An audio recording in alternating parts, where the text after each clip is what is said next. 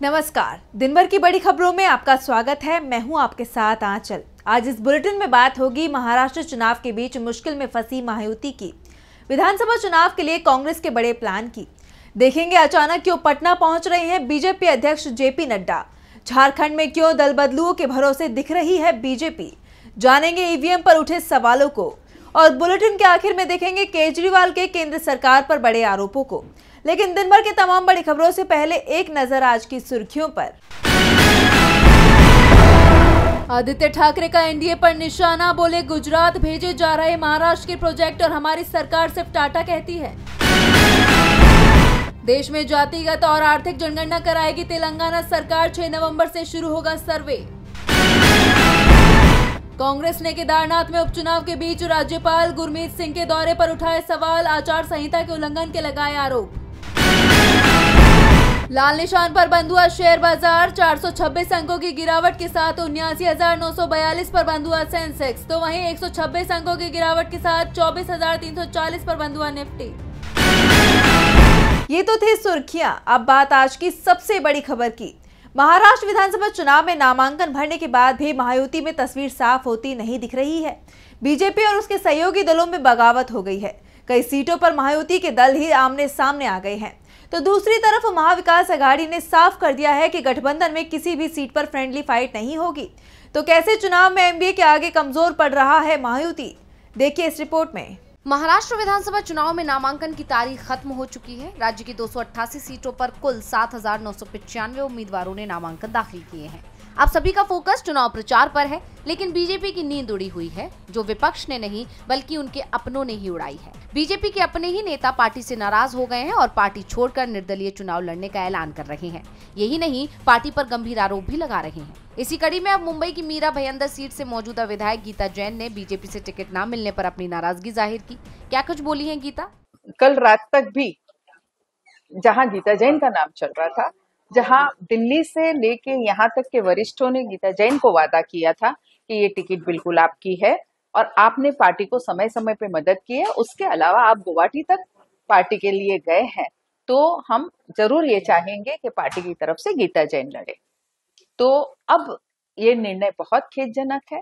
और ये क्यों निर्णय हुआ, अब ये नेक्स्ट क्वेश्चन आप पूछे, उसके पहले मैं बता देती हूँ कि ये क्वेश्चन अपने वरिष्ठों को जरूर पूछना चाहिए कि ये निर्णय आपके लेने के पीछे की मजबूरी क्या थी। गीता जैन ने घोषणा की कि वो फिर से निर्दलीय उम्मीदवार के तौर पर चुनाव लड़ेंगी। यहाँ तक कि गीता जैन ने ये भी आरोप लगाया कि बीजेपी भ्रष्टाचारियों को टिकट दे रही है।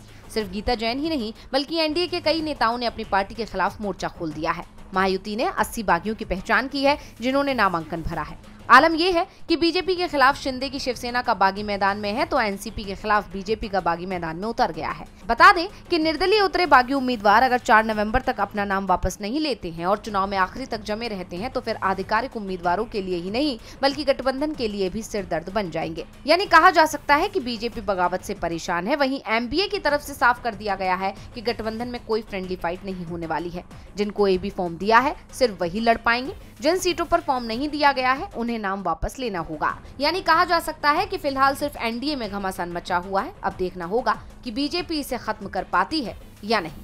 महायुति की बगावत से बीजेपी हाईकमान भी बैकफुट पर दिखाई दे रहा है। उसे बड़ी हार का डर भी दिख रहा है। गठबंधन के नेता चुनाव प्रचार की जगह बागियों को मनाने में जुट गए हैं, तो दूसरी तरफ कांग्रेस ने चुनाव अभियान तेज कर दिया है। बीजेपी के खिलाफ बड़ा अभियान भी शुरू किया गया है। तो क्या है कांग्रेस और उसके गठबंधन सहयोगियों की रणनीति, देखिए रिपोर्ट। महाराष्ट्र विधानसभा चुनाव में सभी राजनीतिक दल जनता को अपने पाले में लाने के लिए जी तोड़ मेहनत कर रहे हैं। हर कोई प्रमोशन में जुटा हुआ है। एमवीए और महायुति जमकर रैलियां कर रहे हैं और एक दूसरे पर हमलावर हैं। इस बीच कांग्रेस ने अपना कैंपेन सॉन्ग जारी किया है। कांग्रेस का कैंपेन सॉन्ग इस वक्त राजनीतिक गलियारों में चर्चा में है। इस दौरान कांग्रेस ने महाराष्ट्र सरकार की विफलताओं को गिनाया और महायुति गठबंधन को भ्रष्टा युति करार दिया। गाने के जरिए दिखाया गया है कि कांग्रेस नेताओं की एक बड़ी टीम मैदान में उतर चुकी है। साथ ही इस गाने में कहा गया है कि कांग्रेस ने रोजगार, संविधान की रक्षा और महिलाओं के विकास पर फैसला किया है। वहीं कांग्रेस प्रदेशाध्यक्ष नाना पटोले ने कहा कि महायुति में महाभारत चल रहा है और बीजेपी शकुनी की भूमिका में है, जो शिंदे और अजित के साथ खेला कर रही है। बीजेपी ने शिंदे और अजित पवार को इस चुनाव के जरिए खत्म कर दिया है। इस बीच खबर आ रही है कि 6 नवंबर को नागपुर में संविधान बचाओ आंदोलन का आयोजन किया जाएगा। कांग्रेस सांसद राहुल गांधी और पार्टी अध्यक्ष मल्लिकार्जुन खड़गे इसमें शामिल होंगे। इस दौरान पार्टी घोषणा पत्र का भी ऐलान करेगी। उसके बाद शाम 6 बजे मुंबई एमवीए की बड़ी सभा बीकेसी में होगी, जिसमें उद्धव ठाकरे, शरद पवार आदि नेता शामिल होंगे। महाराष्ट्र विधानसभा चुनाव में बीजेपी और उसका गठबंधन मुश्किल में फंस गया है, तो बिहार में भी बीजेपी की परेशानी कम होती नहीं दिख रही है। नीतीश कुमार के पलटी मारने के संकेत मिल रही हैं। खबर है कि नीतीश बीजेपी से दूर जाने के लिए अब ऐसे कदम उठा रही हैं जिससे बीजेपी खुद ही जेडीयू से अलग हो जाए। और अब खबर आ रही है कि जेपी नड्डा पटना जा रही हैं। बिहार एनडीए में खटपट की खबरें सामने आती ही रही हैं। सीएम नीतीश कुमार की बीजेपी से नाराजगी की खबरें किसी से छुपी नहीं है और अभी ये नाराजगी साफ जाहिर हो रही है और सवाल उठ रहे हैं कि क्या नीतीश जल्द ही बीजेपी के साथ खेला कर सकते हैं।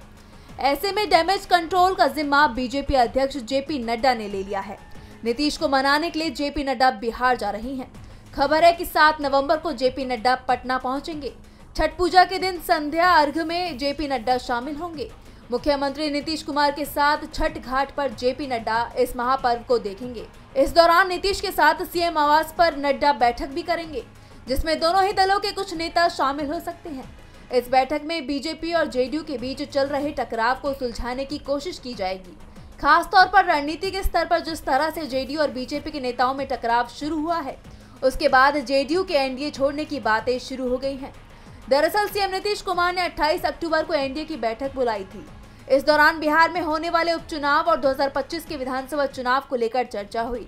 बैठक में नीतीश कुमार ने केंद्रीय मंत्री गिरिराज सिंह और बीजेपी के पूर्व प्रदेश अध्यक्ष संजय जायसवाल का नाम लिए बिना कहा कि इन दोनों नेताओं के चलते उन्होंने एनडीए छोड़ा था और इस बार भी हालात 2022 जैसे ही बनते दिखाई दे रही हैं। नीतीश पलटी मार न जाए इसलिए जेपी नड्डा आनन फानन में बिहार आ रही हैं। लेकिन क्या नड्डा के दौरे से बीजेपी और जेडीयू के बीच संबंध सामान्य हो पाएंगे? इस पर भी सभी की नजरें टिकी हुई हैं। नीतीश को मनाने की कोशिश बीजेपी की तरफ से फिर शुरू कर दी गई है, लेकिन परेशानी ये भी है कि अगर नीतीश की बात मानी गई तो बीजेपी को बड़ा नुकसान हो जाएगा। वैसे भी इस समय देश में पार्टी के खिलाफ माहौल दिख रहा है। झारखंड जहां विधानसभा चुनाव हो रही हैं, वहां बीजेपी अपने नेताओं की जगह दूसरे दल के नेताओं के भरोसे दिख रही है। जमकर दल बदलू को टिकट दिए गए हैं, लेकिन ये दाव उस पर उल्टा भारी पड़ता दिखाई दे रहा है। झारखंड में विधानसभा की 81 सीटों पर चुनाव हो रहे हैं। 2 चरणों में होने वाले इस चुनाव के लिए नामांकन दाखिल करने का काम खत्म हो चुका है और किस पार्टी से किस सीट पर कौन सा उम्मीदवार मैदान में है, इसे लेकर भी तस्वीर साफ हो गई है। लेकिन इस बीच राज्य में बीजेपी पर बड़ा आरोप लगा है और ये आरोप किसी और ने नहीं बल्कि बीजेपी के ही नेताओं ने लगाया है। बीजेपी पर आरोप है कि उसने टिकट बंटवारे में स्थानीय और पुराने नेताओं की अनदेखी की है। इसे लेकर पार्टी में बड़े पैमाने पर बगावत भी देखने को मिली है।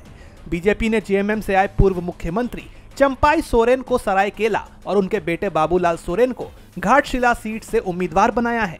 जेएमएम से आए लोब्रिन हेम्ब्रम को बोरियो और सीता सोरेन को जमताड़ा, कांग्रेस से आई डॉक्टर मंजू देवी को जमुआ और गीता कोड़ा को जगन्नाथपुर, एनसीपी से आए कमलेश कुमार सिंह को हुसैनाबाद और सहयोगी दल आजसू से आए रोशन लाल चौधरी को बड़कागांव सीट से बीजेपी ने उम्मीदवार घोषित किया है। वैसे देखा जाए तो पार्टी के प्रदेश अध्यक्ष बाबूलाल मरांडी वो भी जेवीएम से बीजेपी में आए हैं, लेकिन बाबूलाल मरांडी 4 साल पहले बीजेपी में आए थे, इसलिए उनको लेकर पार्टी में बहुत ज्यादा विरोध नहीं है। लेकिन दूसरे नेताओं का चुनाव से पहले बीजेपी में आना, इसमें से कुछ नेताओं का लोकसभा चुनाव और फिर विधानसभा चुनाव में भी बीजेपी का टिकट मिलने को लेकर पार्टी के नेता नाराज दिखाई दे रहे हैं। कई दिग्गजों ने तो चुनाव प्रचार करने से ही मना कर दिया है, तो कई नेता पाला बदल गए हैं। किसी ने पार्टी बदल ली तो किसी ने निर्दलीय चुनाव लड़ने का ऐलान कर दिया। बगावत करने वाले प्रमुख पार्टी नेताओं के नाम हैं लुइस मरांडी, बास्को बेरा, लक्ष्मण टुडू और गणेश महली। अब माना यह जा रहा है कि चुनाव के वक्त मची इस भगदड़ का बीजेपी को खामियाजा भुगतना पड़ सकता है। झारखंड में दल बदलू बीजेपी को जिताएंगे कि उसकी लुटिया डुबा देंगे, ये 23 नवंबर को साफ हो जाएगा। लेकिन 23 नवंबर को जिन ईवीएम से वोटों की गिनती कराई जानी है वो सही परिणाम देंगे, इस पर सवाल उठने लगे हैं। चुनाव आयोग ने कांग्रेस के आरोपों पर जवाब दिया है, लेकिन इस जवाब में भी कांग्रेस ने सवाल खड़े कर दिए हैं। तो कैसे चुनाव आयोग आया सवालों में, देखिए रिपोर्ट। हरियाणा चुनाव में धांधली के कांग्रेस के आरोपों को खारिज करते हुए चुनाव आयोग ने 1642 पन्नों का जवाब दिया है। इसके बावजूद चुनाव में हेरफेर के आरोप थमते नजर नहीं आ रहे। कांग्रेस ने एक बार फिर ईवीएम से चुनाव पर सवाल उठाए हैं। पार्टी नेता मनीष तिवारी ने चुनाव आयोग के जवाब पर बयान देते हुए कहा कि ये कैसे मुमकिन हो सकता है जब मशीन पूरे दिन बंद रहती है और फिर कुछ दिनों बाद गिनती के लिए उसे दोबारा खोला जाता है तो उसमें 99% बैटरी लाइफ होती है। ये साइंस के किसी भी नियम को पूरी तरह से खारिज करता है कि एक मशीन, एक ईवीएम पूरे दिन सुबह से शाम तक इस्तेमाल में रहती है, जिसके बाद इसे स्ट्रांग रूम में रखा जाता है और फिर कुछ दिनों के बाद जब बाहर लाया जाता है, वोटों की गिनती की जाती है तो इसकी बैटरी लाइफ 99% होती है। मनीष तिवारी ने ईवीएम से चुनाव पर तो सवाल उठाए ही, इसके साथ ही उन्होंने पुरजोर विरोध के बावजूद चुनाव आयोग का ईवीएम से चुनाव कराने के फैसले पर भी सवाल उठाए। कांग्रेस नेता ने कहा कि मैं ये समझने में नाकाम हूं कि आयोग ईवीएम के इतना सपोर्ट में क्यों है। मनीष ने दावा किया कि पूरी दुनिया में हर कोई बैलेट पेपर पर लौट गया है, क्योंकि लोकतंत्र इतना कीमती है कि इसे टेक्नोलॉजी के भरोसे नहीं छोड़ा जा सकता। उन्होंने अपील की कि चुनाव आयोग को न सिर्फ इस पर गंभीरता से विचार करना चाहिए, बल्कि देश को बैलेट पेपर की ओर वापस ले जाने की पहल करनी चाहिए। ईवीएम पर चुनाव आयोग के जवाब से कांग्रेस संतुष्ट नहीं दिख रही है। ऐसे में अभी भी सवाल बने हुए हैं। तो वहीं कनाडा ने जो सवाल हिंदुस्तान पर उठाए थे, उसमें वो खुद ही फंस गया है, क्योंकि अब कनाडा ने भी मान लिया है कि हिंदुस्तान पर लगाए गए उसके आरोपों को वो साबित नहीं कर पाएगा, क्योंकि आरोप बिना सबूतों के लगाए गए हैं। तो क्या है पूरा मामला, देखिए इस रिपोर्ट में। भारत कनाडा के राजनयिक संबंध टूटने के कगार पर आ गए हैं। दोनों देशों के बीच निज्जर मामले में तनाव बढ़ता ही जा रहा है। कनाडा सरकार ने निज्जर की जान लेने की साजिश में भारत के शामिल होने के आरोप लगाए हैं और अब इस पर ट्रूडो सरकार के ही 2 बड़े अधिकारियों ने बड़ा खुलासा किया है। उन्होंने अमेरिकी अखबार वॉशिंगटन पोस्ट को भारत के खिलाफ जानकारी लीक करने की बात कबूली है। इनमें पहला नाम कनाडा के राष्ट्रीय सुरक्षा सलाहकार नताली ड्रोविन का है और दूसरा नाम उप विदेश मंत्री डेविड मॉरिसन का है। मॉरिसन ने संसदीय समिति के सामने स्वीकार किया है कि उन्होंने हिंदुस्तान के केंद्रीय गृह मंत्री अमित शाह के बारे में अमेरिकी अखबार वॉशिंगटन पोस्ट को जानकारी दी थी। अखबार को बताया कि अमित शाह ने कथित तौर पर कनाडा की धरती पर सिख अलगाववादियों के खिलाफ हिंसा को मंजूरी दी थी। मॉरिसन ने यह भी कहा कि हमारे पास इस मामले का कोई सबूत नहीं था, फिर भी जब पत्रकार ने मुझे फोन किया और अमित शाह पर सवाल किया कि क्या ये वही व्यक्ति है, तो मैंने इसकी पुष्टि कर दी थी। इस खुलासे के बाद भारत से लेकर कनाडा तक हड़कंप मच गया है। ट्रूडो सरकार फंसती दिखाई दे रही है। उनके अपने ही अधिकारियों ने माना है कि बिना सबूत उन्होंने अमित शाह के नाम की पुष्टि कर दी। प्रधानमंत्री ट्रूडो से भी जब भारत ने सबूत मांगे थे, तब उन्होंने भी कहा था कि सबूत नहीं है लेकिन सूचनाएं हैं। ऐसे में या तो ट्रूडो सरकार को अपने बयान से आरोपों से पीछे हटना पड़ेगा, नहीं तो आने वाले समय में दोनों देशों के रिश्तों में खटास और बढ़ सकती है। और बुलेटिन के आखिर में बात केजरीवाल के मोदी सरकार पर बड़े आरोपों की। हाल ही में पीएम मोदी ने दावा किया था कि आयुष्मान भारत योजना का लाभ देशवासियों को दिया जा रहा है, लेकिन दिल्ली और पश्चिम बंगाल के लोगों से वो माफी मांगते हैं, क्योंकि यहाँ की सरकारें इस योजना को अपने यहाँ लागू नहीं करने दे रही हैं। और अब पीएम मोदी के इस आरोप पर दिल्ली के पूर्व सीएम केजरीवाल ने करारा जवाब दिया है। तो क्या कुछ कहा केजरीवाल ने, देखिए इस रिपोर्ट में। मोदी सरकार आयुष्मान योजना को लेकर तरह तरह के दावे करती है। इसी दावे को लेकर दिल्ली के पूर्व सीएम अरविंद केजरीवाल और पार्टी नेता प्रियंका कक्कड़ ने एक प्रेस कॉन्फ्रेंस की। केजरीवाल का कहना है कि आयुष्मान योजना के तहत सिर्फ 5 लाख तक का मुफ्त इलाज मिलता है, लेकिन दिल्ली सरकार की योजना में ऐसी कोई लिमिट नहीं है। आयुष्मान योजना कहती है कि आप जब अस्पताल में भर्ती होगे तब आपको 5 लाख रुपए तक का इलाज होगा।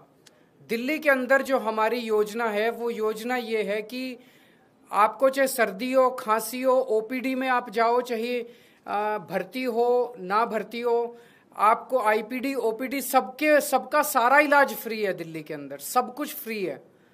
तो आपको 5 रुपए की क्रोसिन चाहिए या आपको 50 लाख रुपए या 1 करोड़ रुपए का इलाज कराना है, सब कुछ फ्री है। हमारा कोई 5 लाख रुपए तक की लिमिट नहीं है।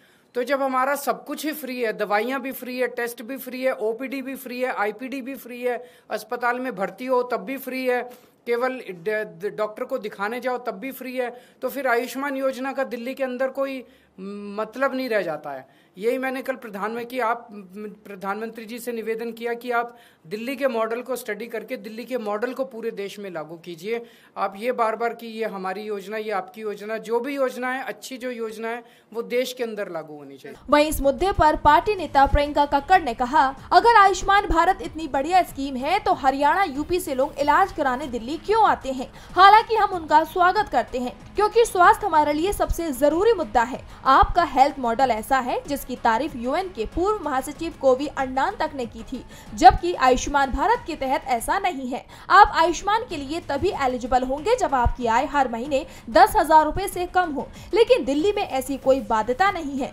आयुष्मान भारत में पूरे परिवार के लिए 5 लाख का इंश्योरेंस मिलता है, लेकिन दिल्ली में कितना भी महंगा इलाज हो वो दिल्ली सरकार फ्री में करवाती है। अब देखना ये होगा कि आम आदमी पार्टी के इन आरोपों का बीजेपी क्या जवाब देती है।